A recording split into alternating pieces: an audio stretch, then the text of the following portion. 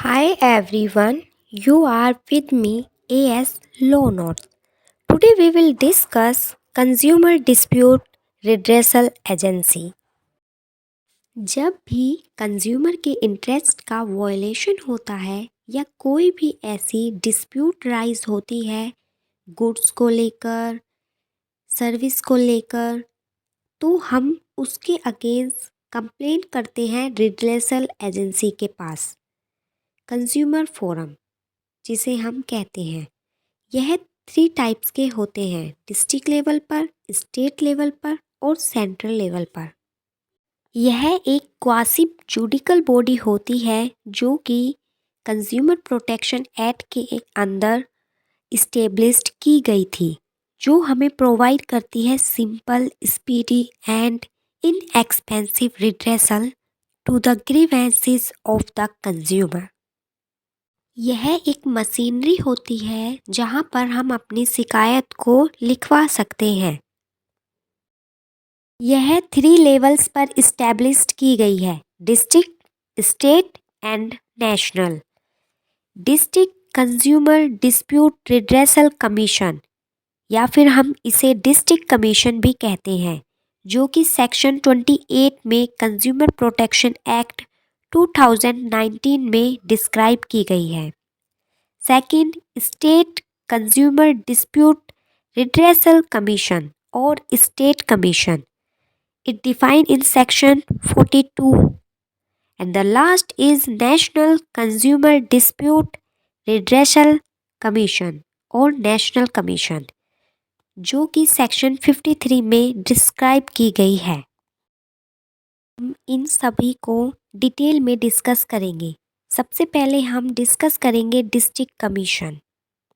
Section 28 deal करता है establishment of district commission. State government her district में एक डिस्ट्रिक्ट कमीशन इस्टेब्लिश करेगी, और अगर स्टेट गवर्नमेंट को यह लगता है कि उन्हें एक से ज़्यादा डिस्ट्रिक्ट कमीशन एक ही डिस्ट्रिक्ट में इस्टेब्लिश करने हैं तो वह ऐसा कर सकते हैं। सेकंड टॉपिक देखते हैं कंपोजिशन, कि डिस्ट्रिक्ट कमीशन में कौन कौन होता है। उसमें एक प्रेसिडेंट होता है और 2 मेंबर्स होते हैं जो स्टेट गवर्नमेंट के द्वारा अपॉइंट किए जाते हैं। और अगर स्टेट गवर्नमेंट को लगता है कि 2 से ज़्यादा मेंबर अपॉइंट किए जाने चाहिए तो वह सेंट्रल गवर्नमेंट की कंसल्टेशन से यह कर सकती है। डिस्ट्रिक्ट कमीशन में एक मेंबर महिला भी होनी चाहिए, चाहे वो मेंबर हो या फिर president of district commission. Now we will move to discuss jurisdiction, मतलब कौन सी ऐसी कंप्लेन है जो हम डिस्ट्रिक्ट कमीशन में कर सकते हैं। वह कंप्लेन जिनकी वैल्यू, जिसमें गुड्स की वैल्यू या सर्विस की वैल्यू 1 करोड़ से कम हो, मतलब 1 करोड़ से ज़्यादा नहीं हो, 1 करोड़ हो या फिर उससे कम हो, ऐसे केसेस डिस्ट्रिक्ट कमीशन के अंतर्गत आते हैं। Fourth point is appeal.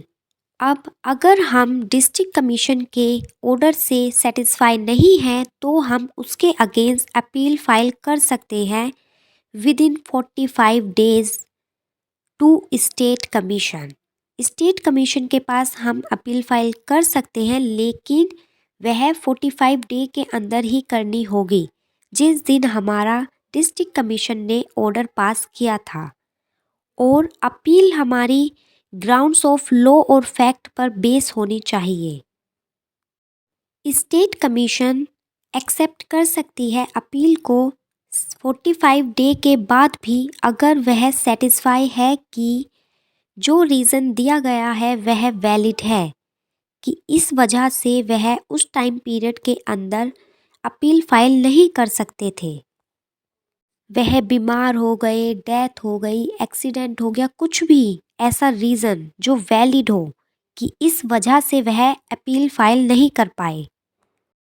State commission तब तक अपील एक्सेप्ट नहीं करेगी अगर जो ऑर्डर डिस्ट्रिक्ट कमीशन ने दिया था उसकी एप्लीएंट ने 50% अमाउंट डिपॉजिट नहीं की है तो अगर 50% अमाउंट डिपॉजिट कर दी है तो वह अपील फाइल कर सकते हैं और उनकी अपील एक्सेप्ट की जाएगी स्टेट कमीशन के द्वारा।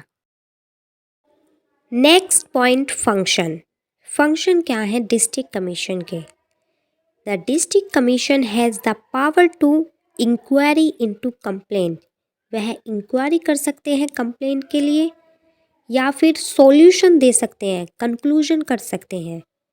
सी, ऑर्डर दे सकते हैं कंपनसेशन के लिए या फिर रिप्लेसमेंट के लिए या फिर रिफंड के लिए भी। पेनल्टी इम्पोज कर सकते हैं।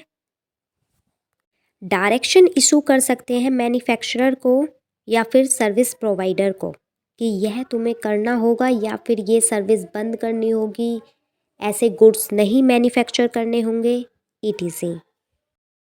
Now we will move to discuss next topic state commission, जो कि सेक्शन 42 में दिया गया है। First, establishment. State government must establish the state commission by notification in each state of India. State government her state में एक state commission establish करेगी। Second point, location. कहाँ पर इस्टेब्लिश की जाएगी स्टेट कमीशन? तो मोस्टली यह स्टेट कैपिटल, जो स्टेट की कैपिटल होती है वहीं पर इस्टेब्लिश होती है और ऑपरेट होती है, लेकिन स्टेट गवर्नमेंट डिसाइड कर सकती है अदर लोकेशंस को भी या फिर रीजनल ब्रांचेस में भी सेटअप कर सकती है। Third point is composition. कौन कौन होता है स्टेट कमीशन में? एक प्रेसिडेंट होता है और एटलीस्ट 4 मेंबर्स होने चाहिए। इससे ज़्यादा भी मेंबर हो सकते हैं, मीन्स 4 तो होने ही चाहिए, 4 से भी ज़्यादा मेंबर हो सकते हैं अगर सेंट्रल गवर्नमेंट की कंसल्टेशन से। Fourth point is jurisdiction. क्या कैसी कंप्लेंट ले सकता है स्टेट कमीशन? स्टेट कमीशन वे कंप्लेंट उनके जुरिडिक्शन में आती हैं जो कि गुड्स और सर्विस की वैल्यू 1 करोड़ से ज़्यादा हो लेकिन 10 करोड़ से कम हो। मतलब वह सभी कंप्लेन स्टेट कमीशन के जुरिडिक्शन में आती हैं जिनमें गुड्स और सर्विस की वैल्यू 1 करोड़ से ज़्यादा हो लेकिन 10 करोड़ से कम हो। And the fifth point is appeal. State commission के ऑर्डर से अगर कंज्यूमर सेटिस्फाई नहीं है तो वह कहाँ पर कंप्लेंट कर सकता है? तो वह कंप्लेंट कर सकता है नेशनल कमीशन में within the period of 30 days from date of order.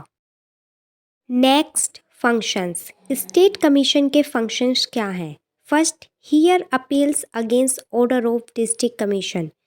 जो अपील की गई है डिस्ट्रिक्ट कमीशन के ऑर्डर के अगेंस्ट, उसके लिए हेयर कर सकती है। सेकंड, ट्रांसफ़र केस कर सकती है डिस्ट्रिक्ट कमीशन को या फिर डिस्ट्रिक्ट कमीशन से ले सकती है। Third, review its own order, अपने ऑर्डर को रिव्यू कर सकती है। प्रमोट करती है consumer education and awareness. And fifth, redressal consumer grievances. Six, order करती है कंपनसेशन के लिए, रिप्लेसमेंट के लिए या फिर रिफंड के लिए। पेनल्टी भी इम्पोज करती है या फिर डायरेक्शन देती है मैन्युफैक्चरर या सर्विस प्रोवाइडर को कि वह अपनी सर्विस को बंद कर दें या फिर ऐसे गुड्स ना बनाए जो हार्मफुल है कंज्यूमर के लिए। Hear matter related to unfair trade practices. Next topic is National Commission, which deal Section 53 of Consumer Protection Act. National commission apex consumer court है इंडिया में, जो कि इस्टेब्लिश किया जाता है सेंट्रल गवर्नमेंट के द्वारा। इसका जुडिक्शन में वे कंप्लेन आती हैं जिसकी वैल्यू गुड्स और सर्विस की 10 करोड़ से ऊपर होती है मतलब 10 करोड़ से ज़्यादा होती है। Next is composition. National commission में एक प्रेसिडेंट होता है और 4 मेंबर्स होते हैं जो कि सेंट्रल गवर्नमेंट के द्वारा अपॉइंट किए जाते हैं। पॉइंट इज़ अपील कि अगर कंज्यूमर नेशनल कमीशन के ऑर्डर से सेटिस्फाई नहीं है तो वह अपनी अपील कहाँ कर सकता है? तो वह अपनी अपील कर सकता है सुप्रीम कोर्ट में, जो कि हाईएस्ट कोर्ट है इंडिया का। Fifth point is power. National commission की क्या क्या पावर है? National commission has the power of a civil court, including the power to summon and examine witness and order discovery and production of documents. Next, function of National Commission. First, hear appeals against order of State Commission. Second, inquiry into complaint जहाँ पर goods और service की value 10 crore से ज़्यादा हो। Third, redress consumer grievances. Fourth, order compensation, replacement or refund. Fifth, impose penalty. Sixth, issue direction to manufacturer or service provider. Seventh, hear matter related to unfair trade practices.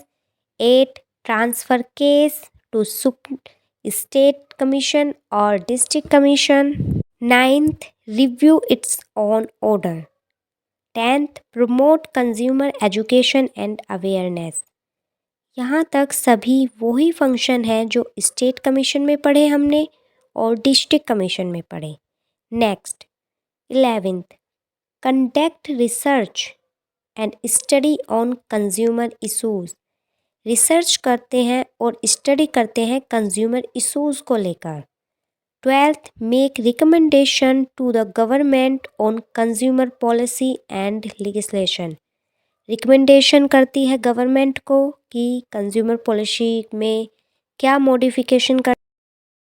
13, issue guidelines to manufacture and service provider. Guidelines issue कर दी जो manufacture कर रहा है goods को या फिर जो सर्विस प्रोवाइड कर रहा है। 14, regulate functioning of state commission and district commission. Regulate करना फंक्शन को स्टेट कमीशन के और डिस्ट्रिक्ट कमीशन के।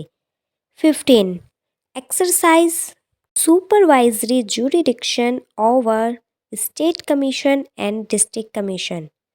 सुपरवाइजरी जुरिडिक्शन करना स्टेट कमीशन पर और डिस्ट्रिक्ट कमीशन पर कि वह क्या फंक्शन कर रही हैं, कैसे कर रही हैं, क्या ऑर्डर इशू कर रही हैं, उनके ऑर्डर्स सही हैं या गलत हैं।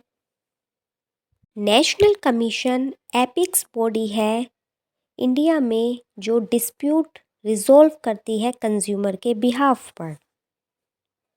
Thank you.